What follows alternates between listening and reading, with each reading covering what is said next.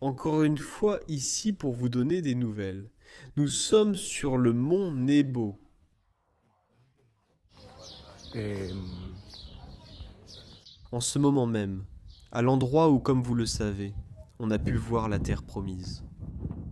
Mais après tant d'années à lutter avec le peuple pour pouvoir y entrer, Dieu ne lui a finalement pas permis d'y entrer.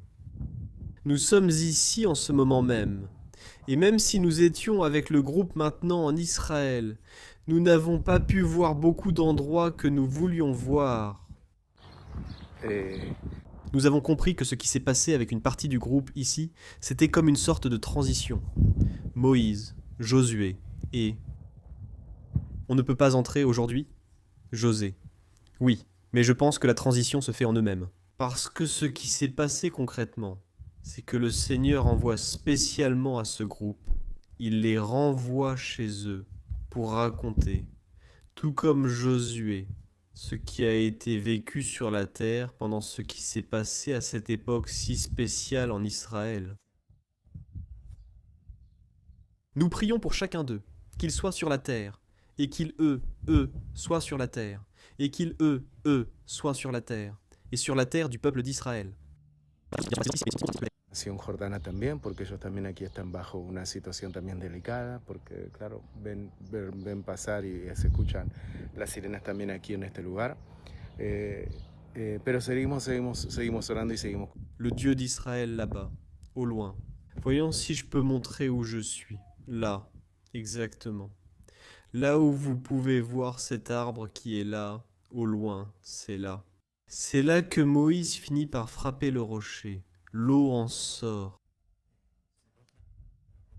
Et c'est là que le Seigneur l'appelle et lui dit « Monte, monte sur la montagne, tu vas rejoindre les tiens. » Et c'est cet endroit.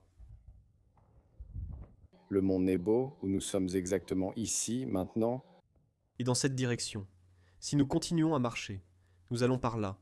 On trouve Jéricho, Jérusalem, le territoire. C'est à environ 25 km d'où nous sommes. Merci.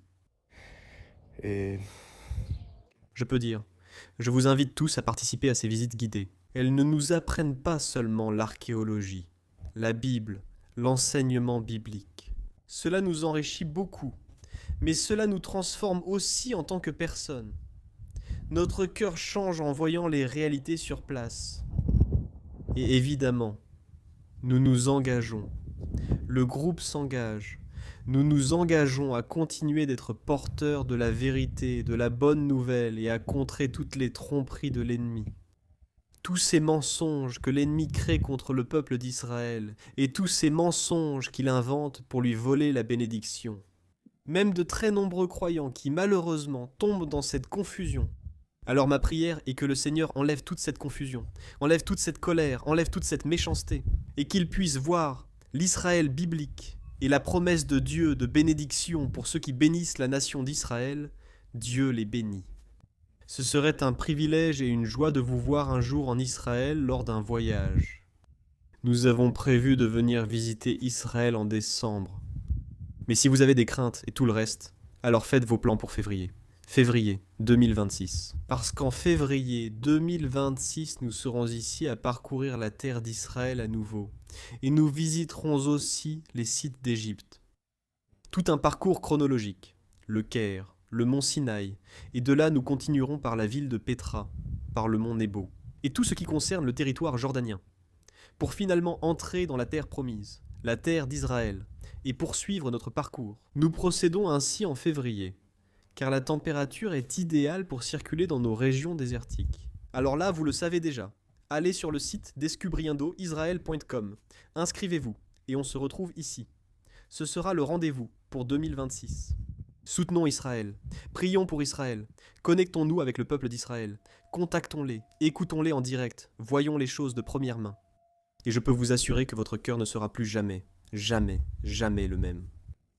D'ici, depuis la Jordanie, nous regardons maintenant vers l'aéroport en direction de la Turquie pour continuer notre itinéraire, celui des églises de l'Apocalypse. Nous continuons à prier pour le peuple d'Israël et pour la paix au Moyen-Orient. Bénédiction à tous.